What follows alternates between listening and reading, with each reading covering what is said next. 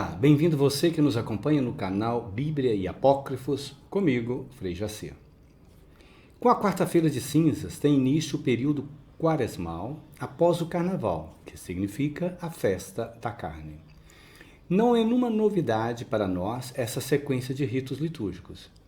A Igreja Católica do Brasil, a cada ano, retoma as práticas judaicas e cristãs da oração, da esmola e do jejum, que está lá em Mateus 6, 1, 6, 16, 18. E as relaciona com uma temática social. Pois bem, o tema da campanha da fraternidade desse ano de 2023 é fraternidade e fome.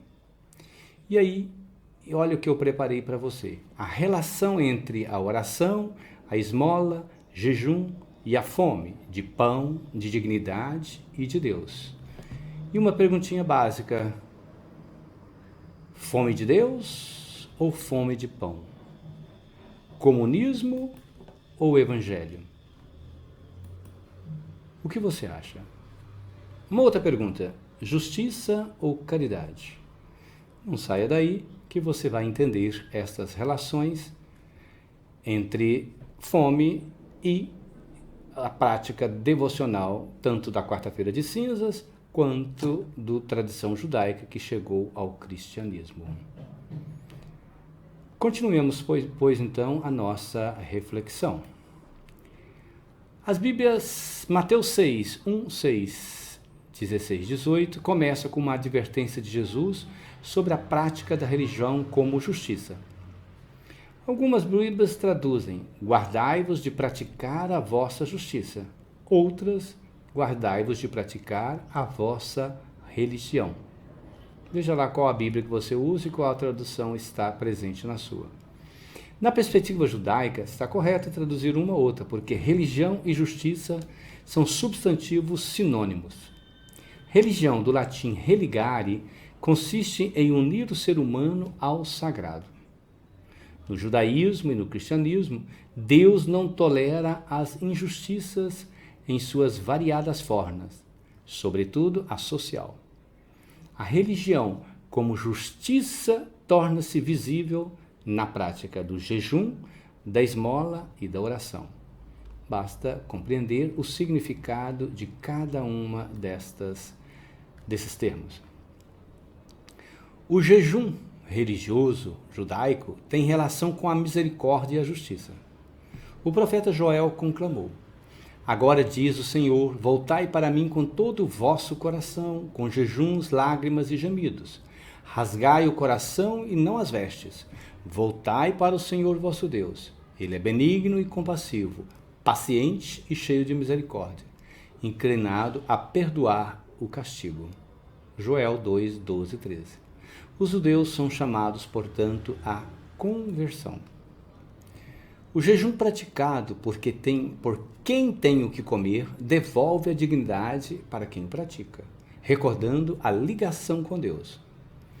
O judeu Jesus de Nazaré critica seus conterrâneos que se vangloriam nas praças por causa do jejum que praticavam.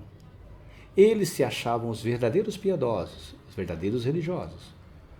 E a pergunta é: por que Jesus agiu assim? Porque ele ensina o que praticar jejum não é para receber honras e glórias, mas é simplesmente uma atitude de sacrifício para partilhar. Não precisa bater o sino da igreja dizendo: eu estou em jejum. Não é para vanglória. Tem outro significado. A compreensão da esmola como prática religiosa da justiça fica claro no seu significado. Os judeus não diz dar esmola, mas fazer esmola, o que corresponde ao fazer justiça praticando a religião. Em hebraico, esmola se diz tzedaká, veja escrito aí, e justiça tzedek. Então, esmola deriva de justiça. É como amor, amado, amante. Esmola deriva da justiça. Fazer esmola, portanto, significa cumprir a lei, a Torá judaica, isto é, fazer justiça. Quando um judeu gritava pelas praças: Tzedaká, Tzedaká, aliás, interessante, você dá cá. Todos entendiam, faça justiça, cumpra a Torá. E esse grito incomodava qualquer judeu piedoso, né? Porque ele entendia que a Torá, a lei de Deus, não estava sendo cumprida. O judaísmo conclama seus adeptos a fazer esmola, né? E fazer esmola, tzedakah, portanto, é agir com justiça no que diz respeito ao modo como cada judeu ganha, gasta e compartilha suas riquezas. Não se trata de dar esmola como gesto de caridade, como interpretou Santo Agostinho, morto em 430, mas de reconhecimento de que o outro tem direito à dignidade. A partir dessa compreensão de oração, esmola e jejum, vejamos como ela se relaciona-se com a fome de pão, de dignidade e de Deus. 3 coisas também. Olha que o número 3 é importante no judaísmo, hein? Porque refere ao sagrado. Comecemos pela fome de pão. A temática da fome no mundo e no Brasil é muito atual e não tem hora para sair de cena. Aliás, é a 3ª vez que esse tema é proposto pela Igreja Católica do Brasil para a nossa reflexão. Foi assim em 1975, em 1985 e agora em 2023. Como é a situação da fome no Brasil? 33 milhões de brasileiros passam fome no Brasil, sobretudo no Nordeste, no Norte, entre mulheres, crianças e pessoas pretas. Então, a fome tem endereço, tem cor, tem raça. 120 milhões de brasileiros vivem de insegurança alimentar, isto é, sem saber se terá o que comer no dia seguinte. Questão muito complicada e triste. E eu te pergunto, é possível zerar a fome? Sim e não. Primeiro, fome é condição indispensável criada por Deus para a sobrevivência humana e animal. Com o alimento nos tornamos saudáveis e a vida prevalece no meio de nós. O faminto que pede comida não quer esmola, mas dignidade. Certa vez, nos meus idos anos de padre jovem, final da década de 80, em Ipatinga, de Minas Gerais, ouviu de uma mulher prostituída a resposta à pergunta de uma jornalista, estávamos nos encontro com elas, sobre o que era pior para elas numa zona de prostituição. E ela respondeu assim, sem pensar, o pior é a fome. Nunca me esqueci daquelas palavras. E trago aqui agora outras palavras, a do Papa Francisco, falando aos juízes argentinos em 2021. Ele afirmou que não há democracia se existe fome. Democracia é sinal de mesa farta para todos, é igualdade social. Quando assistimos nos meios de comunicação a tragédia da devastação das terras indígenas dos Yanomami, causada pela primazia do lucro e do mercado, a fome e a morte desses brasileiros genuínos impactaram o mundo.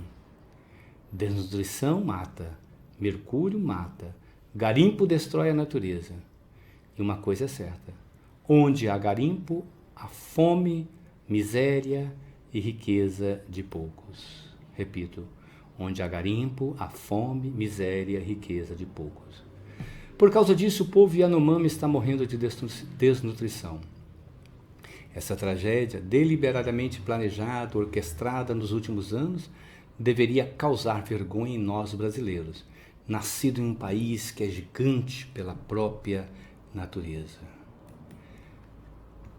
O Brasil tem tudo para ser o país de um futuro próximo. Poderá produzir muito mais alimentos para saciar a fome no mundo. O eixo econômico mundial está mudando de foco, de bens de consumo para a produção de alimento e defesa da natureza. Temos terra, água, natureza fértil. Basta a vontade política de nossos governos e da sociedade para que possamos vencer a fome em nosso país.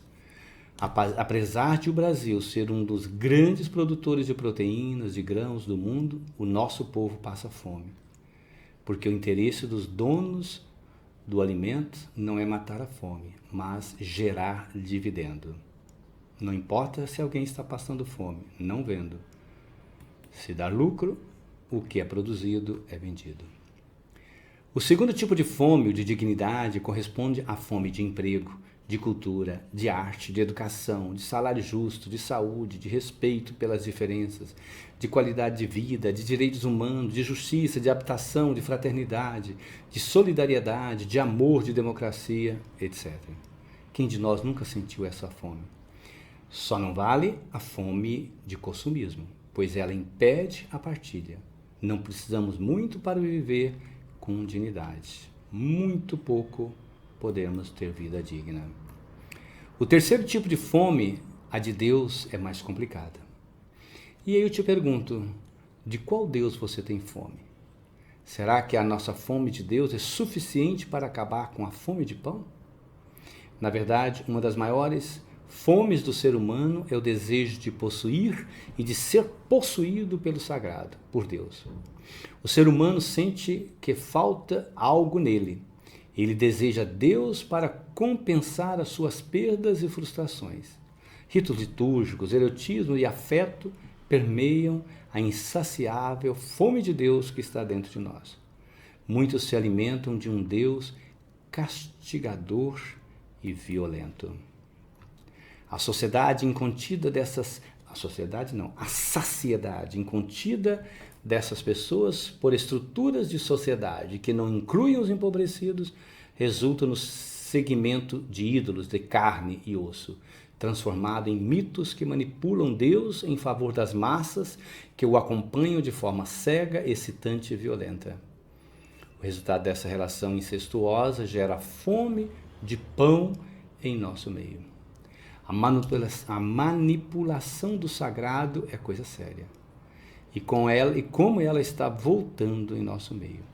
Basta revisitar as últimas cenas da novela brasileira chamada Eleição. A fome de Deus não tem sentido se não tivermos fome de dignidade, de justiça social.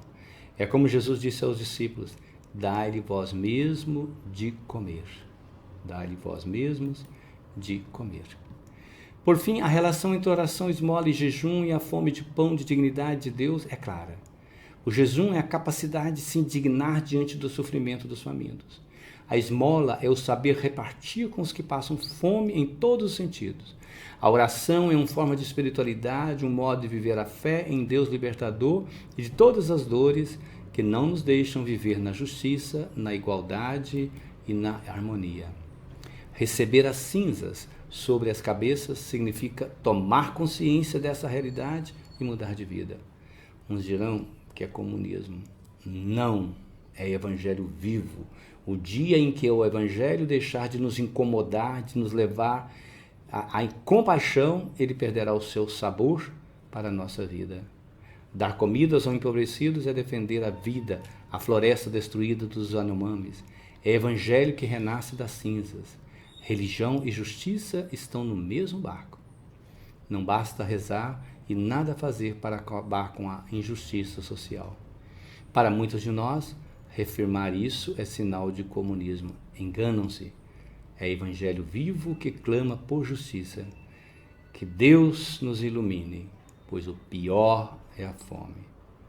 Boa reflexão no tempo quaresmal. Não esqueça de compartilhar em nosso vídeo e se você não é inscrito, se inscreva no nosso canal. Procure lá na playlist várias reflexões sobre vários temas, livros bíblicos. Um abraço, fique com Deus e até a próxima, se Deus assim o permitir.